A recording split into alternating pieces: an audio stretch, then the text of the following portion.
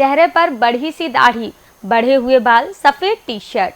पहली नजर में आपको लगेगा कि ये राहुल गांधी हैं। कोई भी शख्स इन्हें पहली नजर में पहचान नहीं पाएगा, क्योंकि ये हूबहू राहुल गांधी जैसे ही लगते हैं। ये राहुल गांधी से काफी करीबी हैं और आपको बता दें कि कांग्रेस से भी लगाव रखते हैं। भारत जोड़ो यात्रा में राहुल गांधी के साथ कदम से कदम मिलाकर नजर आए थे और इनका नाम राकेश कुशवाहा है। एशियन भारत के संवाददाता आबिद मुमताज ने इनसे कई मुद्दों पर खास चर्चा की। आज हम आपको ऐसी एक शख्सियत से मिलवा रहे हैं जो राहुल गांधी के हूबहू दिखते हैं, यानी उनका डुप्लीकेट, जिन्होंने भारत जोड़ो यात्रा में भी कदम ताल चलते हुए राहुल गांधी का साथ दिया था और इस बार भारत जोड़ो न्याय यात्रा में भी उनके साथ कदम ताल करते हुए नजर आए। ये हैं राकेश कुशवाहा, जो कांग्रेस के निष्ठावान कार्यकर्ता कह सकते हैं। इनसे बात करेंगे, जानने की कोशिश करेंगे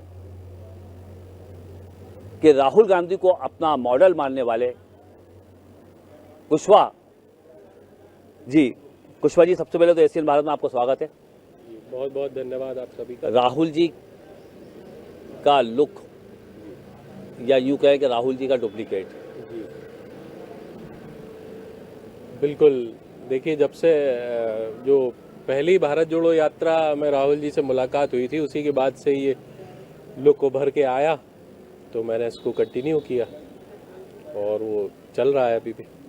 लेकिन राहुल गांधी की जब भारत जोड़ो यात्रा थी, उसके बाद उनका लुक चेंज हो गया था, वो अपने पुराने गेटअप में आ गए थे, लेकिन आपका गेटअप अभी तक चेंज नहीं हुआ है। देखिए, ये मैंने प्रण लिया था कि राहुल जी का जो पहली भारत जोड़ो यात्रा का लुक है, उस लुक के साथ ही मैं सेकंड जो यात्रा शुरू हुई थी उसमें शुरुआत करना चाहता था और मैंने इम्फाल से की भी इसी लुक में यात्रा शुरू, और अभी यात्रा का ब्रेक है तो आया हुआ हूँ भोपाल।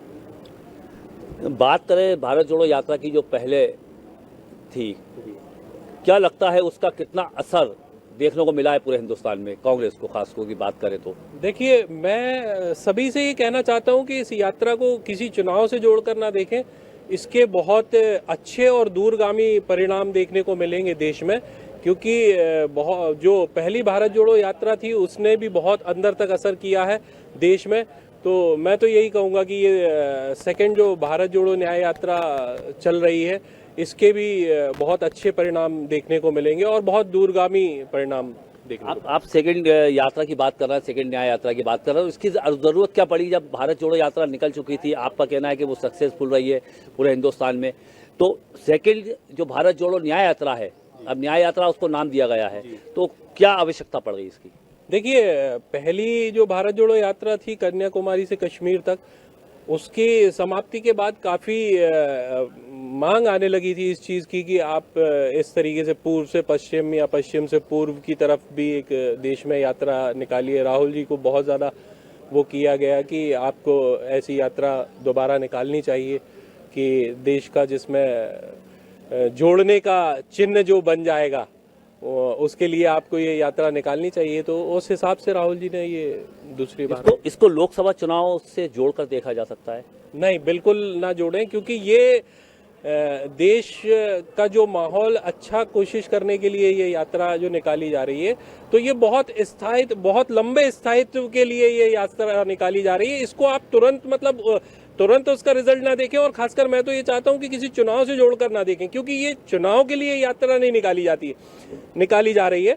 ये देश को बहुत लंबे समय तक एक सूत्र में जोड़े रखने के लिए यात्रा निकाली जा रही है, और मुझे पूरा विश्वास है ये यात्रा से देश को बहुत लाभ होगा। कुशवाहा जी, लगता है आपको कि आप कह रहा है एक सूत्र में जोड़ने के लिए, तो क्या आपका जो वर्तमान परिस्थितियां चल रही है, क्या एक सूत्र में हम नहीं जुड़े हैं?